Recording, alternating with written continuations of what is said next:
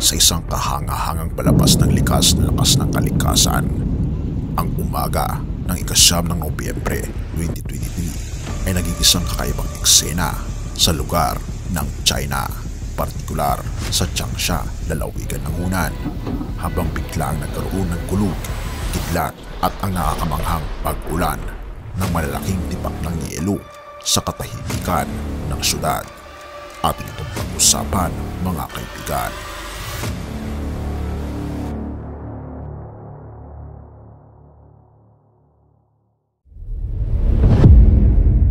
Ang kakaibang pangyayaring meteorological na ito na itinuturing sa isang bihirang tanawin ng mga matagal nang naninirahan sa lugar ng Changsha, lalawigan ng Hunan ay nagdulot ng kaguluhan at pagkahanga sa kapital ng lalawigan. Ang mga bagyong yelo kasama ang malakas na hangin ay nag-iwan ng paminsalang pinsala at abala na pagtatakbo sa mga emergency crew sa maraming kritikal na sitwasyon. Ang kakaibang tapang ng bagyo na nagtatampok ng yelo na may sukat na parang itlog na may diametro na 3 hanggang 5 na sentimetro ay nagdulot ng mga sigaw ng hindi pagsang-ayon mula sa mga mamamayan na nagsing sa kakaibang simponyo ng yelo na bumabatok sa iba't ibang paligid ng lugar. Habang lumalabas ang mga mamamayan upang masaksihan ang kakaibang pangyayari, naglabasan ang mga ulat ng yelong bumabagsak na may lakas na parang putok ng artilyari. Ang epekto ng mga yelong ito na bumabangga sa kalsada, bubong at sasakyan ay nagbigay ng malakas na kahulugan. Lumikha ng kakaibang alon kasabay ng mga nag-uumpugang kulog sa likod nito. Ang pagtatambal ng malamig na pag-atake laban sa urbanong tanawin ng syudad ay bumuo ng kakaiba ngunit nakakabahalang likas na tanawin. Sa ilang bahagi ng lalawigan, ang mga yelong may sukat na parang marmol ay nagdulot ng tunay na pangamba sa mga sasakyan. Ang takot sa pinsala ay nagtulak sa maraming driver na maging maingat na huminto. Nagmamaneho sa mga masalimuot na kalsada na may nababawasa na may zero visibility dahil sa walang tigil na bagyo. Sa kasamaang palad, sa ilang mga sitwasyon nagkaroon ng pagbaha sa mga komersyal at industrial na gusali.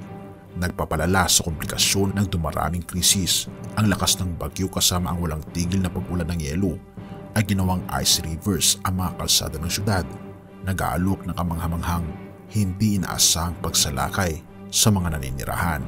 Sa paghahanap ng takip sa ilalim ng bubong ng mga gusali, natuklasan ng mga naglalakad ang sarili nila na iniiwasan ang mga yelo na may sukat na parang walnut na bumabangga sa lupa at sasakyan, na lalong nagpataas at kakaiba na delikado na atmosphere. Bilang tugon sa hindi inaasahang pangyayari na panahon, naglabas ng orange rainstorm warning ang Hunan Meteorological Observatory, isang senyalis ng kahalagahan ng mga darating na kondisyon ng panahon. Ayon sa forecast, inaasahan na mananatili ang mga alon ng panahon na kinabibilangan ng malakas na pag-ulan, maikli ngunit mabigat na pag-ulan, kulog, malakas na hangin at ang pagbagsak ng mga yelo hanggang sa susunod na mga araw. Ang malawakang babala ay naglalakip hindi lamang sa Changsha kundi pati na rin sa Zhuzhou, Hengyang, silangang Shaoyang, timog ng Yueyang, gitna at timog ng Haihua, hilagang Zhenzhou at mga iba pang lugar. Sa harap ng hindi inaasahan at epekto ng likas na pangyayaring ito, maaring ipinaabot sa mga mamayan na manatiling mag-ingat at kusang kumilos laban sa malupit na convective weather. Kasama na ang malakas na pag-ulan, kulog at kidlat, ang pagpapalaganap ng impormasyon mula sa Department ng Meteorology, kasama ang forecast ng masamang panahon, dynamics ng babala at mga abiso sa depensa ay sobrang napakahalaga sa panahong ito. Binibigyang diin ng mga otoridad ang kahalagahan ng mga mamayan na sumunod sa emergency measures upang pangalagaan ang kanilang kaligtasan at kagalingan sa panahon ito. Ang climate change ay tinuturing bilang isang posibleng catalyst para sa mga lumalakas na paminsala na talaga namang very extreme sa mga kaganapan sa mga panahon natin ngayon, na bumubuo sa anyo na nagbabagong temperatura sa ating weather habang nilalabanan ng komunidad ang mga epekto ng bihira at matinding bagyong yelo. Na ito ang katatagan at pagkakaisa ng mga naninirahan sa Changsha ay tiyak na lalabas sa pagsubok sa harap ng di mabilang na lakas ng kalikasan. Habang kanilang hinaharap, hindi inaasahan ang mga pagbabago sa kakaibang yugto ng likas na kagilagilalas na pangyayaring ito sa kanilang lugar. Na kung ating mapapansin, ang mga pangyayari ng katulad nito ay hindi inaasahan ng kahit na sino. Ngunit aasahan natin sa mga pangyayaring ito ang gabay ng ating Panginoong Diyos. Mga awit 37 verse 23 to 24. Ginagabayan ng Panginoon ang bawat takbang ng taong matuwid na ang buhay ay nakakalugod sa Kanya. Matisod man siya'y hindi siya mabubuwal dahil hinahawakan siya ng Panginoon. Kaibigan, ito ang pangako ng ating Panginoong Diyos na hindi man tayo nakahawak sa Kanya, kung tayo ay matuwid sa Kanyang harapan, tayo ay hahawakan niya. Ang tanong ay, paano tayo magiging matuwid? Ang kasagutan ay walang iba kundi ang ating pagpapasakop sa ating Panginoong Jesucristo sa pamamagitan ng pagsunod sa Kanyang mga kagustuhan at hilingin sa ating Panginoong Diyos na ang Kanyang kaluwalhatian ang siyang makita at hindi ang ating mga kasalanan. At hilingin natin sa ating Panginoong Diyos na linisin ang ating mga kasalanan sa pamamagitan ng ating Panginoong Jesucristo na siyang tunay na nagmamahal sa atin.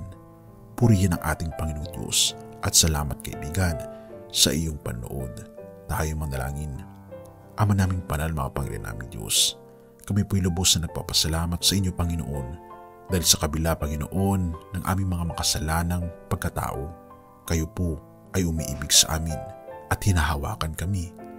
Nasa aming pagbuwal, kayo po ang nagbibigay sa amin ng kaligtasan. Patuloy niyo pong alagaan ang mga nakaka-experience ng sakuna. Isa na dito Panginoon ang China. At ganoon Panginoon ang mga kaibigan ko na nakikinig ng panalangin na ito. Patuloy niyo po silang alagaan sa kabila Panginoon ng kanilang mga kinaharapang problema. Salamat Panginoon sa pagkapit sa amin at hindi niyo kami bibitawan mula ngayon at magpakailanpaman, at patawarin po kami sa lahat ng aming pagkukulang at pagkakasala, pagkat ito ay aming samot hiling sa matamis na pangalan ng aming Panginoong Hesus. Amen.